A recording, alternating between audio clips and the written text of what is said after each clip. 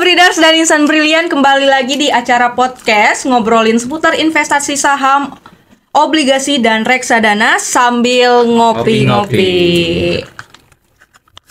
Nah, kali ini kita akan membahas seputar tips dan trik memilih saham multibagger cuan gacor bersama salah satu komunitas Midas Cuan. Di sini udah ada Ko Felix selaku founder of Midas Cuan dan juga ada Korehan selaku technical analis ya dari Bridge, dan jangan lupa juga di sini ada host cantik kita selaku host dari Brandcom yaitu Fitri yang akan menemani kalian untuk ngobrol-ngobrol santai aja sore hari ini bersama mereka berdua, yaitu kita akan bahas multibagger. Apa sih multibagger? Nah, tentunya pasar saham juga selalu menjadi instrumen investasi yang menarik nih bagi banyak orang ataupun semua orang. Namun nggak semua saham itu dapat memberikan keuntungan yang besar nih teman-teman, atau yang bisa dikenal sebagai saham multibagger. Nah, ini dapat memberikan hasil yang berkali-kali lipat dari investasi awal. Nah, memilih saham multibagger ini juga bisa menjadi kunci untuk mencapai keuntungan yang signifikan dan stabil di pasar saham. Namun, mencari dan mengidentifikasi saham multibagger ini tidaklah mudah. Diperlukan pengetahuan juga, analisis juga yang mendalam, dan juga strategi yang cukup tepat. Nah, sebelum kita masuk dan bertanya-tanya nih tentang apa sih saham multibagger, nah kita tanya dulu nih kabar dari Ko Felix nih. Ko Felix, gimana nih kabarnya hari ini? Baik. Cuannya gimana? Di hari ini masih baik. Masih baik ya. Kalau Korehan sendiri? Kabar baik. Cuannya? Masih cuan. Masih cuan juga ya. Oke, nice. Nah, kira-kira kita saham multibagger ya, kok. Saham multibagger ini kan banyak yang nggak semua orang tahu ya, apalagi investor pemula. Terus banyak juga sekarang tuh yang trading, apalagi Ko Felix tuh di fundamental ya. Berarti kita fokusnya ke fundamental nih. Nah, kira-kira saham multibagger itu apa sih, kok? Kenapa saham ini tuh sering banget diburu para investor? Jadi saham multibagger itu, jadi seperti katanya multi sama bagger itu simpelnya satu kali putar gitu. Jadi satu kali lipat. Jadi dia naik satu kali lipat, naik 100%. Okay. Nah, multibagger artinya dia bisa naik di atas itu. Jadi untungnya di atas 100%, bisa 120 atau 200 atau 300 dan seterusnya. Nah, kenapa sering diburu investor ya? Karena ya ketika siapapun yang mau ke pasar saham kan pengen dapat cuan ya, pengen cari cuan kan. Nah, kalau misalnya dapat multibagger, sahamnya multibagger ya pasti dia dapat cuan yang besar juga. Yes. Jadi kira-kira multibagger, dan kenapa sih orang investor mau cari kayak gitu ya? Karena seperti itu. Karena keuntungannya ya, Keuntungannya yang menarik di Betul. pasar saham ini. Tapi kalau investor pemula udah bisa belum pakai teknik multibagger ini? Sebenarnya bisa-bisa aja sih kalau dia lihatnya tepat, analisanya tepat, dan juga dia punya temperamen yang tepat, harusnya ya bisa-bisa aja. Tapi bukan berarti kayak multibagger itu beli hari ini terus bulan depan tuh langsung double gitu misalnya. Kadang-kadang harus nunggu ya, kadang bisa setahun, kadang bisa lebih dari itu. Jadi tergantung kondisi lah. Berarti bisa dikatakan jangka panjang juga ya? Bisa jangka panjang, cuma dalam pengalaman sih nggak yang panjang-panjang banget. Oke. Tapi tentunya dengan pengetahuan yang tepat juga ya. Betul. Untuk investor muda juga. Nah, kira-kira boleh dikasih bocoran nggak nih, kok gimana caranya Ko Felix sendiri untuk identifikasi saham yang punya potensi jadi saham multibagger? Ada indikator khusus atau nggak sama sekali gitu kan? Ada sih. Jadi kalau misalnya ketika saya cari yang potensi yang bisa meningkat minimal 2 kali lipat, itu pertama saya selalu prefer kalau misalnya ada company dia earnings-nya bisa lompat. Jadi labanya itu bisa lompat. Oke. Nah, karena seperti kata Peter Lynch, stocks follow earnings. Jadi harga saham itu akan ngikutin laba perusahaan. Ya. Kalau misalnya labanya lompat, misalnya labanya naik 2 kali lipat, make sense bagi dia untuk harganya naik 2 kali lipat. Nah, itu satu. Terus yang kedua, saya cari yang ada corporate actions ya. Jadi ada aksi korporasi di balik itu. Jadi dengan ada aksi korporasi dia bisa misalnya unlock value, atau dia dapat create another value, value tambahan dari dia punya aksi korporasi. Jadi dengan ada aksi korporasi itu membuat harga sahamnya jadi naik.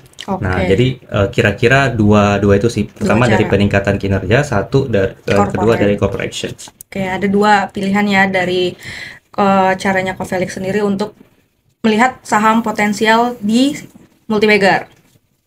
Oke, nah kira-kira dari sisi fundamental nih kok, apa sih yang mesti kita cek dari saham Multibagger ini? Nah, kira-kira yang Ko Felix tadi bilang kan ada 2 kunci. Nah, laporan keuangan ini jadi kunci juga nggak sih sebagai kunci utama, atau ada faktor lain juga yang penting untuk kita perhatikan memilih saham Multibagger? Penting ya. Jadi laporan keuangan itu kalau misal kita investasi pakai fundamental, mau nyari Multibagger, laporan keuangan itu penting. Kenapa? Karena dari laporan keuangan kita bisa lihat penjualannya, terus kita bisa lihat cost-nya apa. Nah, kadang-kadang untuk earnings bisa lompat. Kenapa? Karena misal penjualannya naik, cost-nya turun gitu kan. Atau misalnya kayak perusahaan cyclical atau komoditas gitu. Ketika harga komoditasnya naik, kan cost perusahaan komoditas ya segitu-segitu saja. Ketika harga jualnya naik begitu banyak, jadinya earningsnya bisa lompat. Nah, jadi dengan kita memahami laporan keuangan, kita jadi tahu, oh, kalau misalnya harga batu bara lagi naik, kita tahu, oh, cost per ton produksinya berapa gitu kan. Padahal HSP-nya udah naik, average selling price-nya udah naik. Jadi kita bisa kira-kira, oh, margin per tonnya berapa. Tinggal kita kaliin sama produksinya kan. Nah, itu contoh di batu bara.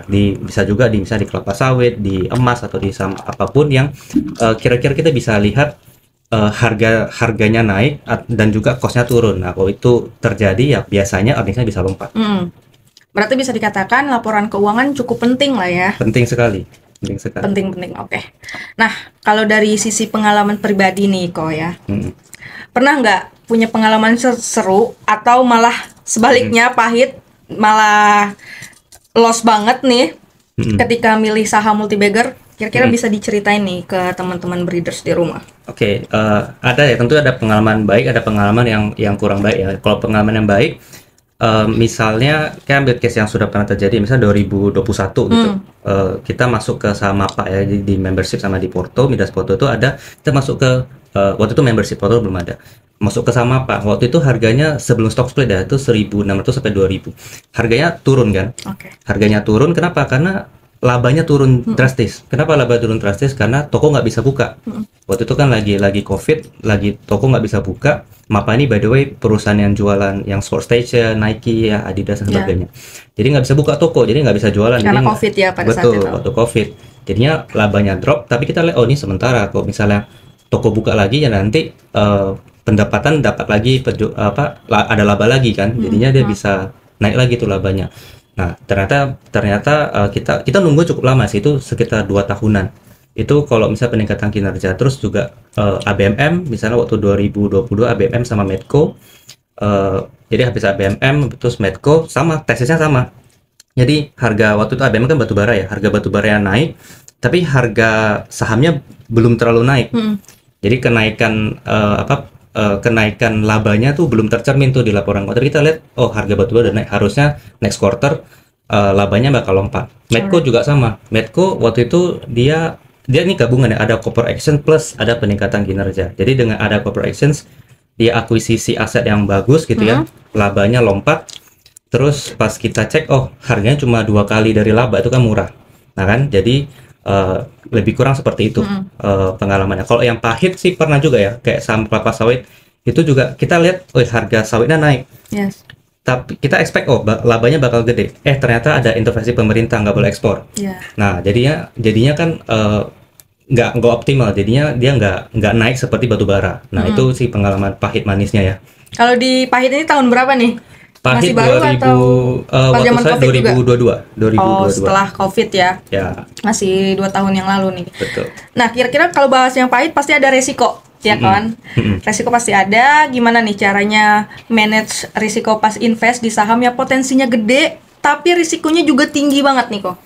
Kan itu mempunyai cara yang berbeda-beda ya? Betul. Kalau resiko sih, saya selalu pilih yang resikonya rendah ya. Jadi dari awal sebelum saya masuk, saya harus sudah yakin, oh ini company-nya bakal survive, bakal menghasilkan laba yang besar, manajemennya oke. Jadi dari situ resikonya udah rendah. Nah, cuma kan another resiko yang lain itu misalnya penurunan harga saham kan kita nggak bisa predik ya. Nah, betul itu banget. Jadi selama kalau saya pegangannya selama bisnis yang bagus, labanya terus menghasilkan laba yang besar, harusnya penurunannya meskipun sekarang turun bisa jadi tahun depannya naik gitu. Nah, jadi cara saya manage lebih ke situ sih. Jadi saya lihat company-nya ini harus udah bagus dulu. ya harus sudah manajemen sudah oke dulu, jadi resikonya dari awal memang sudah rendah. Jadi saya nggak mau cari yang yang terlalu high risk high gain banget, tapi saya sebisa mungkin dari awal saya cari yang low Liquid risk ya. liquid nggak juga. Oh, nggak juga. Nggak harus liquid, ada beberapa case juga company yang kita masuk tuh nggak liquid gitu, tapi secara bisnis resikonya rendah. Itu contohnya apa tuh? Misalnya kayak contoh IPCC pada saat 2020 ya, jadi itu sahamnya nggak terlalu liquid, mungkin waktu itu market capnya di bawah 1 T dan nggak terlalu liquid, tapi kita lihat cash per sahamnya 318 rupiah, harga saham cash per saham itu 275, harga saham 318 pas kita masuk. Itu kan terus company nggak ada hutang, jadi kan maksudnya secara company dia kalau nggak ada hutang nggak mungkin bangkrut dong. Betul. Terus bisnisnya juga ya sebenarnya infrastruktur untuk kelola pelabuhan untuk kirim mobil ya. Waktu COVID ya memang harga saham drop karena kan penjualan mobil juga drop. Jadi nggak ada penjualan gitu. Yes. Tapi secara company harusnya dia sehat karena dia punya cash yang besar, dia bisa maintain operasionalnya. Jadi secara risk nggak terlalu tinggi secara bisnis, tapi memang dia nggak liquid pada saat itu. Nah, jadi lebih ke situ kita lihatnya. Jadi kita minimalisir yang resiko bisnisnya tinggi, kita cari yang resiko bisnisnya rendah. Terus jadi downside-nya udah terbatas. Jadi upside-nya ya kita tinggal tunggu aja. Lebih ke kayak gitu sih. Itu dari Covelix sendiri ya untuk manajemen risiko dari saham multibagger ini. Jadi ada banyak cara nih teman-teman yang bisa kalian perhatikan, atau punya cara sendiri juga ya nggak apa-apa gitu kan. Yang penting disclaimer dulu sebelum memilih saham multibagger. Nah, kalau untuk strategi jangka panjangnya nih kok, kira-kira kayak gimana sih yang paling ampuh biar dapat cuan dari saham multibagger? Paling ampuh sih pertama kalau saya lihat memang kita nggak bisa capture semua saham. Jadi pertama kita kalau kata Warren Buffett itu harus ada namanya circle of competence. Jadi ada kira-kira beberapa sektor yang kita paham gitu. Kayak misalnya tadi saya cerita soal MAPA gitu. MAPA kan misalnya bisnisnya tuh kita sering lihat ya, kayak misalnya Sport Station, Nike, Adidas segala macam, kita familiar. Kalau ke mall kita bisa lihat sendiri gitu loh, tokonya rame atau enggak gitu kan. Itu jadi ada circle of competence, pelan-pelan kita develop ya. Jadi dari misalnya kita pertama kita kenal satu sektor ini, terus pelan-pelan kita tambah lagi, misalnya kita mau pahami sektor batubara misalnya, atau kita mau pahami sektor banking misalnya. Jadi pelan-pelan dari situ terbentuk tuh circle of competence-nya. Terus yang kedua, cari saham-saham yang berpotensi mengalami peningkatan laba tadi. Jadi dengan kita tahu paham beberapa sektor, kita kan lebih dalam tanda kutip lebih gampang untuk aware ya, ini bakal meningkat nih labanya nih. Karena misalnya entah case-nya harga produknya meningkat, atau kita lihat tokonya ramai, itu kan kita bisa memperkirakan kira-kira harusnya ini bagus nih penjualannya. Nah, terus yang ketiga itu tentang corporate actions. Kalau misalnya corporate actions ini yang saya cari itu misalnya kayak right issue ya. Saya suka yang misalnya ketika di right issue ada tambahan aset baru, asetnya tuh bagus dan membuat earning power maksudnya kemampuan perusahaan untuk menghasilkan laba itu meningkat. Jadi sebenarnya core-nya sama-sama peningkatan laba. Tapi yang satu dari operasional biasa, yang satu dari right issue. Jadi dia right issue tambah aset baru sehingga dia earningsnya bisa lompat dan membuat harga sahamnya juga bisa lompat. Jadi seperti itu. Jadi core-nya selalu peningkatan laba. Peningkatan laba ya. Kunci utama tuh di peningkatan laba, terus corporation, terus laporan keuangan juga. Ya, karena ini lebih ke fundamental juga ya kok. Nah, sekarang juga nih ada saham-saham yang juga yang lagi hype, kayak sektor teknologi, terus energi, nah kira-kira dari Covelix mungkin ya, ada nggak sektor yang punya potensi untuk jadi saham multibagger di tahun ini selain teknologi dan juga energi ini? Kalau saya lihat, saya cukup suka misalnya banking ya. Jadi misalnya saham-saham banking saya cukup suka lihat karena akhir-akhir ini memang lagi turun. Justru misalnya kita fundamental perusahaan-perusahaan banking ini bagus-bagus tapi lagi turun. Terus dia masih dividennya masih oke. Jadi kita at least kita nunggu masih dapat return lah dari dividen. Terus mungkin saya mulai mau ngelirik misalnya otomotif. Karena kenapa? Penjual otomotif lagi drop. Meningkat. Lagi drop ya? Lagi drop. Terus kita expect misalnya tahun ini drop, bisa jadi tahun depannya recover. Kan nggak mungkin drop selamanya drop. Yes, betul. Betul kan? Kan orang misalnya punya mobil kan ada umurnya ya. Jadi kayak misalnya mungkin umur mobil katakanlah 8 tahun. 8 tahun lalu kan orang beli mobil. Ya. Berarti kan setelah 8 tahun kemudian dia kemungkinan besar ganti mobil gitu. Nggak mungkin dia nggak ganti, kecuali kalau dia nggak ganti pun mungkin dia nunda aja. Tahun depannya baru ganti atau tahun depannya lagi dia ganti gitu. Jadi kita mungkin melihat di sektor itu dulu sih. Ya, yang Dua sektor ya. ya Ada banking dan juga otomotif. Itu untuk potensi tahun ini ya di saham multibagger. bisa tahun ini atau tahun depan ya. Atau tahun depan. Kita nggak oke. tahu ya. Kita menunggu momentum aja nih kira-kira. Oke, sebelum masuk ke sesi teknikalnya nih, boleh nih ngopi-ngopi dulu teman-teman.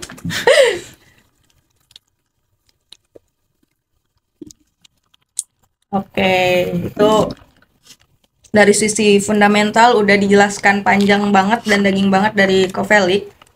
Tadi ada 3 kuncian, yaitu peningkatan laba, corporate action, dan juga right issue ya, Ya. atau laporan keuangan gitu. Bisa menjadi kunci di fundamental. Nah, kira-kira kita mau masuk ke analisis teknikalnya nih dari Mas Rehan. Di sini udah ada spesialisnya nih. Kalau dari Mas Rehan sendiri, kalau kita lihat nih dari sisi teknikal, indikator apa sih yang sering Mas Rehan pakai buat ngelacak saham multibagger? Kira-kira ada chart pattern tertentu yang biasanya muncul tuh apa gitu? Ya. Kalau kita ngomongin soal teknikal ya, apalagi untuk saham-saham multibagger kan biasanya kalau kita lihat pergerakan harga saham yang multibagger ini, harga sahamnya itu kan bergerak naik ya. Naiknya juga secara persentase kenaikannya juga lumayan. Artinya kalau kita kaitkan dengan alat analisis teknikal, maka kita lihat saham ini bergerak dalam tren yang naik. Nah, untuk indikator membaca pergerakan arah tren itu biasanya kita gunakan indikator moving average yang paling simple. Nah, biasanya bisa kita kombinasikan indikator MA ini dengan 2 periode MA, misalkan MA kecil memotong ke atas MA besar, artinya kan ada golden cross. Nah, di situ biasanya akan terjadi pembalikan arah tren. Nah, kalau misalkan kita lihat juga dari pergerakan harganya ya, sebelum harga itu naik secara signifikan, kita juga bisa melihat ada pola-pola yang terbentuk di situ.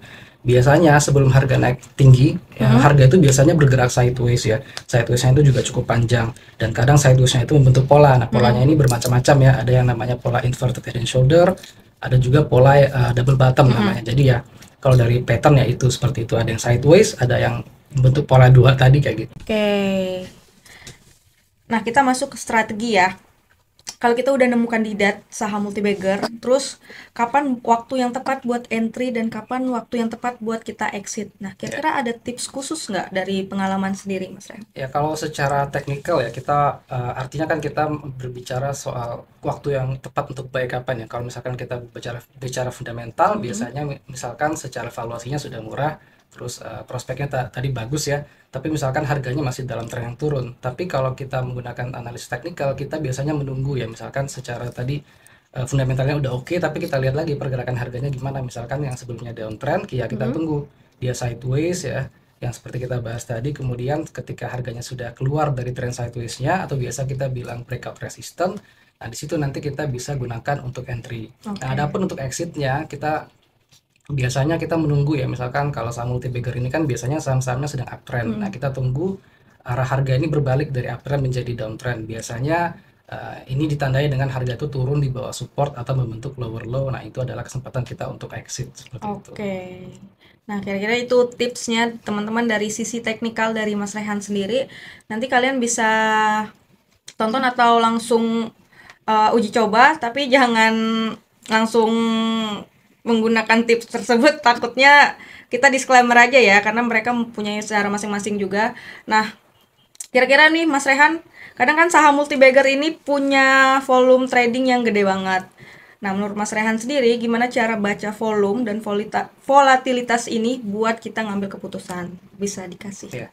Untuk volume sendiri ini sebenarnya adalah salah satu strategi yang kita gunakan untuk mengkonfirmasi strategi kita yang sebelumnya ya. Yang sebelumnya kan kita bilang strategi entry-nya misalkan contohnya buy on breakout. Nah, ini kita konfirmasi dengan volume juga. Biasanya kalau misalkan harga breakout resistance terus disertai dengan lonjakan volume yang cukup signifikan, nah ini biasanya menjadi salah satu alat bantu ya, yang bisa salah satu alat bantu untuk pengambilan keputusan di dalam kita melakukan trading juga. Nah, terus juga kalau kita bicara volatilitas ini tergantung kembali ke profil resiko trader masing-masing ya. Ada yang misalkan dia sanggup dengan resiko tinggi ya silakan dia bisa pilih saham-saham yang memang volatilitasnya tinggi. Tapi kalau nggak sanggup ya sebaiknya dihindari saham-saham yang tingkat volatilitasnya tinggi kayak gitu. Tergantung resiko masing-masing dan keputusan masing-masing ya. Betul.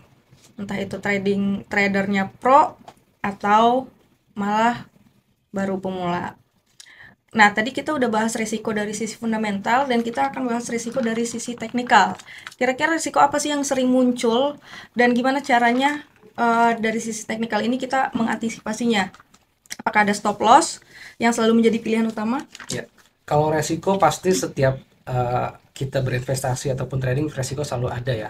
Analisa kita secara teknikal juga nggak mungkin 100% berhasil. Betul. Makanya apapun yang kita lakukan kita mesti punya exit plan. Nah, exit plan-nya itu ya pasti stop loss. Setiap kita beli ya harus kita pasang stop loss ya.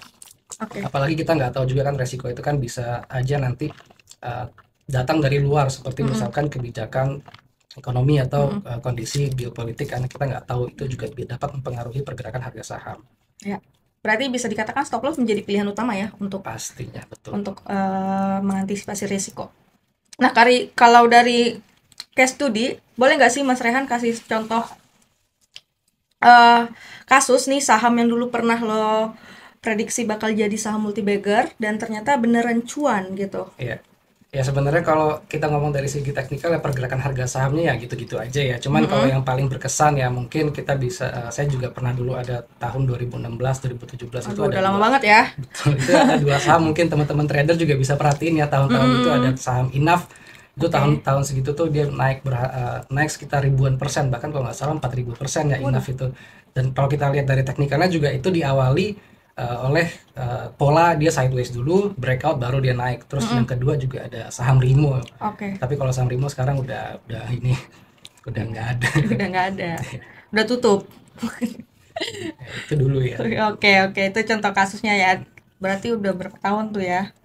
Oh, dari 2016 sampai 2017. Oke, kita prediksi market nih Mas Rehan. Karena dari sisi technical analis ya, di tahun ini ada nggak sih prediksi saham multi-bagger yang bisa kita perhatikan selain yang udah Covelik kasih tahu? Kayak tadi kan banking dan otomotif. Nah, dari Mas Rehan sendiri ada nggak nih sektor apa yang menarik? Kalau dari sektor sebenarnya ada satu yang sama, satu yang beda ya. Paling yang sama itu banking ya. Karena kalau kita lihat banking juga pergerakan harga sahamnya turunnya juga udah melambat tren turunnya ya. Terus kita melihat beberapa saham juga ada mulai membentuk pola reversal. Itu boleh diperhatikan tuh buat teman-teman. Terus juga sektor kedua itu telekomunikasi ya. Kita lihat di situ beberapa saham juga sudah menunjukkan tanda-tanda reversal seperti TLKM. Terus yang ketiga juga saham dari sektor bahan konstruksi, SMGR itu juga oke. Sudah mulai ada reversal di situ kita lihat kayak gitu. Oke, dari Mas Rehan ada banking tadi sama Covelik. Terus ada Telkom dan konstruksi nih teman-teman yang bisa diperhatikan untuk saham multi-bagger di tahun ini. Tapi tetap dengan keputusan yang tepat ya untuk berinvestasi. Oke teman-teman breeders dan insan brilian, itu dia tips dan trik memilih saham multi-bagger kita yang dari sisi fundamental dan juga sisi teknikal yang udah kita bahas sore ini. Mudah-mudahan podcast kita memberikan wawasan berharga bagi para pendengar sehingga mereka dapat lebih cermat dan bijak dalam memilih investasi. Dan jangan lupa investasi di mana? Di BRI dan Reksa Sekuritas. Dan jangan lupa juga untuk apa nih kok? Kalau teman-teman mau cari tahu cara belajar saham untuk secara fundamental, bisa cek di Instagram kita @midascuan.id dan juga di YouTube @midascuan.id. Nah, kira-kira kalau boleh tahu nih kok, member Midas Cuan sekarang udah ada berapa? Total jadi kita ada membership itu yang untuk untuk edukasi itu sekitar 700-an. Terus ada yang porto kita open porto kita transaksi itu juga sekitar 700-an. Jadi total 1.400. Tapi itu ada beririsan ya. Jadi total segitu. Oke, nice. Nah, buat teman-teman jangan lupa untuk join juga membernya Covelik di Midas Cuan ID. Korehan ada member juga? Enggak ada. Oke, teman-teman, thank you so much. Sampai ketemu di episode selanjutnya di Ngopi Sore, ngobrolin seputar investasi saham, obligasi, dan reksadana sambil ngopi-ngopi.